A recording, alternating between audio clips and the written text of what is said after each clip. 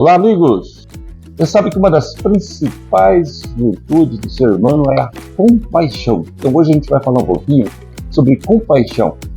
Eu não sabia, acho que muitos de vocês também não imaginavam que tem uma especialidade no campo da psicologia que trata da compaixão. Por isso, eu convidei a minha colega, vizinha aqui, Gomer Gonzaga, para falar um pouco sobre esse tema, porque é uma especialidade dela nesse campo da psicologia, né? Gomer, obrigado por estar aqui falando sobre isso, né? Compaixão parece que é algo que está em extinção no planeta, né? Como é que você vê essa qualidade nas pessoas? Precisa ser mais trabalhada? Fala um pouco sobre esse tema tão importante para todos nós. Sim, a gente tem um lugar, né, Giba, de autocrítica muito grande, né? A gente tem um lugar de julgamento, de autocrítica, de o tempo inteiro achar que a gente não é bom o suficiente. A gente sempre coloca o outro em primeiro lugar, né, achando que o outro é melhor, a gente faz muito essa comparação.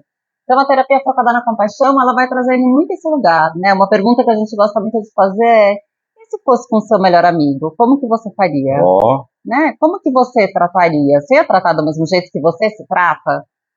Né? E muitas vezes não, porque com o outro a gente está ali disponível, a gente está ali aberto, a gente está ali receptivo, mas com a gente mesmo, às vezes a gente é muito crítico, né? A gente vai para um lugar de muita dor. Né? Então, a importância dessa terapia é trazer esse olhar, né? De como que eu olho para mim com mais compaixão. Curioso, né? Eu estava imaginando a compaixão em relação aos outros, mas você está trazendo um ponto interessante, que, né, talvez a primeira compaixão que a gente tem que ter é com a de gente nós mesmos. mesmo. É. Porque uma vez que a gente tem essa compaixão com a gente começa a ter isso com o outro. E aí ela reverbera para tudo, né? Para nosso dia a dia, para nossa vida, nas relações que a gente tem, tanto em casa, no trabalho, com os amigos. E essa compaixão vai ampliando esse olhar, né? Vai trazendo muito esse lugar. Mas por que as pessoas perdem a compaixão por elas próprias? Acho que muito por história de vida, por não acreditar, a gente vive hoje num mundo muito de comparação, né? Quando a gente olha para as redes sociais, quando a gente olha para esse meio da internet, hoje a gente vive um mundo muito à parte, né? Então a gente esquece um pouco da gente, né? A gente esquece um pouco de quem que é a gente, qual que é a nossa essência, quais são os nossos valores. E essa terapia ela vai trazendo muito para esse lugar.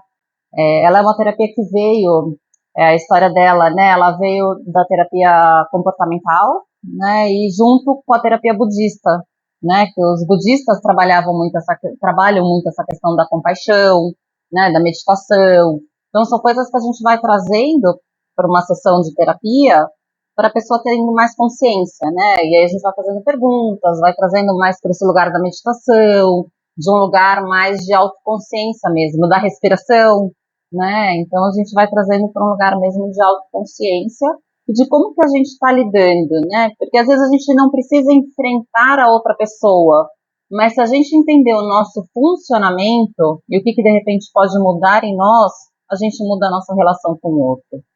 Né? Porque às vezes a gente quer mudar o outro, a gente não quer mudar a gente, né? É o outro que tem problema, é o outro que, né, e não a gente. Muitas vezes o problema está em nós. Então, a primeira mudança que a gente deve fazer ou buscar é em nós mesmos. Em nós mesmos. Porque a gente não consegue mudar o outro. Faz todo sentido. A gente só muda a gente mesmo. Então, a gente pode aceitar o outro do jeito que ele é, mas mudar a gente nunca vai mudar. A gente pode sugerir uma mudança, mas quem vai adotar essa mudança é a pessoa. Eu queria te perguntar, existe um caso específico que você tratou e a pessoa tenha passado uma situação muito complicada com ela mesma e essa terapia tem ajudado, tem trazido um grande impacto? Ah, sim. A gente usa muito no dia a dia, né? Então, eu uso muito nas minhas sessões, né? Então, a gente consegue observar o resultado. E é um processo, né? Eu gosto sempre de trazer que é um processo. A mudança nunca é da noite para o dia. A gente nunca muda radicalmente. Tudo que a gente muda radicalmente, a gente volta. né? Então a mudança é um processo, é um passinho por dia, sabe, uma consciência por dia. Eu gosto muito de pedir para as pessoas monitorarem, né? Então monitora como que você está agindo, monitora o seu pensamento, monitora o que você está fazendo, como que você está fazendo, para você ir se percebendo, né? E aí dentro desse monitoramento a pessoa consegue ir fazendo pequenas mudanças. E aí no todo ela consegue ver um grande impacto, né? E aí isso vai reverberando no todo, né? Porque as pessoas começam a sentir, ela começa a receber feedback, ela vai entendendo que, nossa, de fato, tá em mim, não tá no outro, né? Então a importância mesmo da gente ir ampliando esse olhar, né? Eu falo que é como se a gente tirasse aquele cabresto do cavalo, sabe? O meu papel é muito ir tirando esse lugar que às vezes a gente está muito focado só num único olhar, né? Acho interessante quando você mencionou que antes das pessoas terem compaixão, tentar ajudar ou transformar as outras pessoas, tem que passar primeiro pelo processo de fazer isso em si mesmo, né? Uhum. E é mais complicado, eu suponho, né? Sempre precisa de um apoio, por isso a importância de profissionais em todo tipo de segmento, né? Eu sempre falo, Tomé, que tem que, para cada situação, para cada demanda, você tem que buscar as pessoas especializadas, né? Não dá para se aventurar, especialmente quando você mexe com uma coisa tão importante como é, por exemplo, o interior das pessoas, né? Exato. Como é, por exemplo, um sentimento como esse, como compaixão. E eu gosto de trazer, né, Giba, que a gente consegue chegar até um determinado ponto, sozinho. Né? A gente evolui, a gente pode ler, a gente pode ver vídeos, a gente pode buscar uma série de informações. Hoje a gente tem um recurso de informação muito grande, né? A gente tem uma biblioteca muito grande, se a gente for pensar na internet hoje, os podcasts, todos os vídeos que existem, mas a gente sozinho consegue chegar até um determinado momento, porque tem coisas que a gente não consegue enxergar sozinho, né? Então a ajuda de um especialista, a ajuda de um psicólogo, de um terapeuta, é exatamente para isso, para facilitar esse processo de coisas que a gente muitas vezes não vê, ou que a gente está viciado de ver do mesmo lugar. Eu sempre falo, a gente faz as mesmas perguntas e a gente quer respostas diferentes. E às vezes o que a gente precisa são novas perguntas. Né? São perguntas de um outro lugar, com outro olhar, com uma outra percepção. Agora você entrou no assunto que eu gosto de falar, que é a questão de pergunta, que é a essência do jornalismo, né?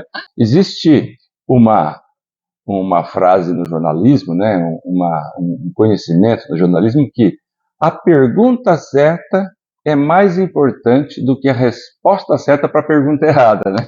Então eu imagino... Eu gosto muito disso também, Giba. Eu sou coach também, né? Então, pergunta para mim também é uma coisa que eu adoro, né? Aprendi muito a fazer perguntas dentro da minha profissão. E ela é essencial, né?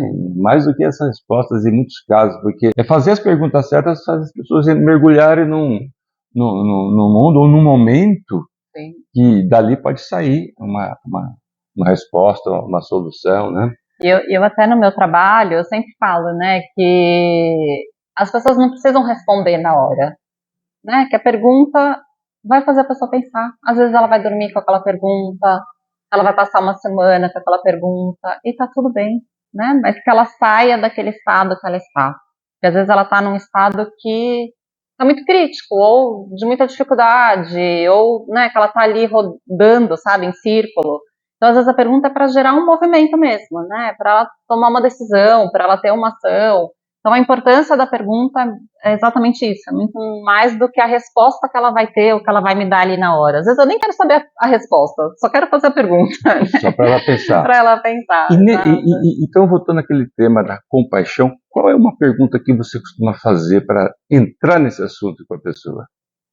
Você não vai perguntar, você tem compaixão? Não creio que seja essa pergunta, não, né? Não, mas são perguntas muito voltadas para a autopercepção, né? De como que ela se vê ali naquela situação, se fosse ela, se fosse o melhor amigo, se fosse alguém que ela tem muita admiração, como que essa pessoa de repente responderia aquela pergunta, né? Então são perguntas mais voltadas para a autopercepção. Né, para que ela de fato consiga olhar como que ela está enxergando, se ela está enxergando com compaixão ou não, né, se de fato ela está tendo esse olhar compassivo ou não, né, porque às vezes a gente está tendo um olhar muito crítico, né, e por que a gente precisa ser tão crítico, né? Por que a gente precisa ser tão julgador com a gente mesmo?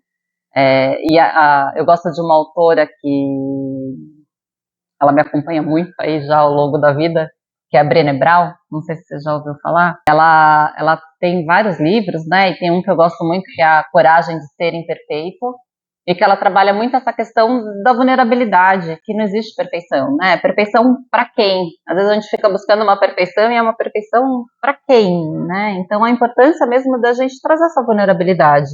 E na compaixão eu acho que é muito esse lugar, quando a gente consegue entender a nossa vulnerabilidade, quando a gente consegue entender as nossas imperfeições, o mundo fica muito mais bonito, né? Uau! Muito mais leve. Uau. Aliás, falando em perguntas, ela acabou de fazer uma pergunta interessante. Por que temos que ser tão críticos de nós mesmos, né? Que perfeição é essa que a gente busca, né, Giba? Que lugar é esse? Que comparação é essa? Com quem que a gente está se comparando, né? Acho que só, na maioria das vezes, é mais com a maturidade que vem a gente se desculpar, a gente entender que nós somos seres humanos com uma série de limitações. E aí bate naquilo que você está falando, né? Vamos pegar devagar com a gente mesmo, né? Você sabe que eu brinco muito com o meu nome, né? Porque meu nome ele vem do hebraico, é Gomer, né? Então ele vem do hebraico. E o significado do hebraico é aquela que faz perfeita. E eu não gosto desse significado porque eu acho que a minha vida é tão imperfeita, né? Eu acho que eu busco tanto esse lugar da imperfeição. Mas que de uma certa forma está no meu nome, né? Então acho que a minha busca até é interessante, né? Porque os nomes são as nossas marcas registradas, né? São esses lugares que a gente traz como marca, como, né, o que fica gravado para as pessoas. Então eu sempre brinco com essa história, né? Eu fui trabalhar com a vulnerabilidade, com a imperfeição, mas tendo um nome aí que traz essa perfeição, né? Que maravilha, que maravilha. Bem, pessoal, é isso aí. Quando eu falo para vocês que no condomínio onde eu moro tem muita gente interessante, muitas profissões, muitas soluções, muitos trabalhos transformadores, eu não estou brincando, não.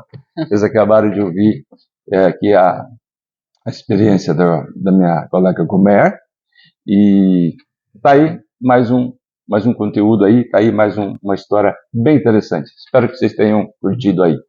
Obrigado mais uma vez. Obrigada, Giba, pelo convite. Muito bom. Até mais, galera.